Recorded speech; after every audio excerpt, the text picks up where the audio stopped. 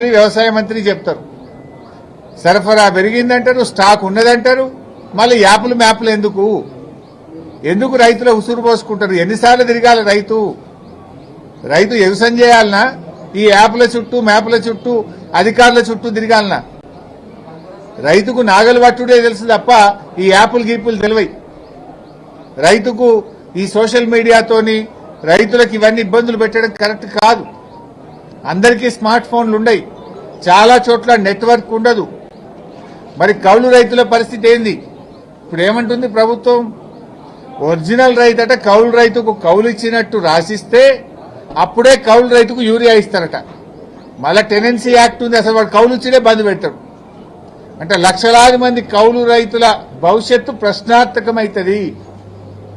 Tenancy యాక్ట్తో ఇప్పుడు మీరు తెచ్చిన కొత్త చట్టాలతో ఇప్పుడు మీరు ఈ లింకులు పెడితే రేపు కౌలుకిచ్చుడే బంద్ అయిపోయే ప్రమాదం ఉన్నది.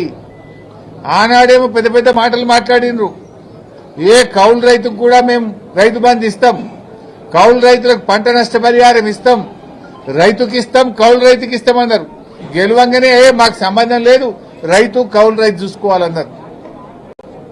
ఇప్పుడు మీరు చేసే తుగ్లక్ పనుల వల్ల ఈ యాప్ల పేరిట, యూరియా బస్తాల పేరిట అసలు కౌలు రైతులకు మొదటికే మోసం చేస్తున్నది కాంగ్రెస్ ప్రభుత్వం. రేపు రైతులే కౌలుకు ఇవ్వని పరిస్థితి ఏర్పడుతుంది.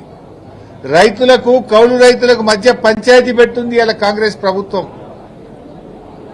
ఈ యూరియా కోసం ఎన్నిసార్లు తిరగాలి? బాయికాడ బర్రెన్ దుడ్డని చూసుకోవాలనా, వ్యవసాయం చూసుకోవాలనా, మీ ఆఫీసర్ల చుట్టూ తిరగాలనా? యాప్ కోసం ఒకసారి తిరగాలి. ఆ ఇచ్చే యూరియా బస్తాలు కూడా ఎకరానికి 2 ఇస్తాం, ఆ 3 ఇస్తాం. 3 ఇస్తే 3 సార్లు ఇస్తాడట, అవి కూడా ఒకసారి ఇయ్యడట. అంటే నీ యాప్ కోసం ఓసారి తిరగాలి. ఆ ఇచ్చే 3 బస్తాలకు మొదలు ఒక బస్తా, మధ్యలో ఒక బస్తా, పొట్టకొచ్చినాక ఒక బస్తా. అంటే ఇక రవాణా ఛార్జీలు, ఆటోలు, బస్ కిరాయిలు పెరుగుతాయి. ఇప్పటికే బస్ ఛార్జీలు డబుల్ చేసిన మగవాళ్లకు.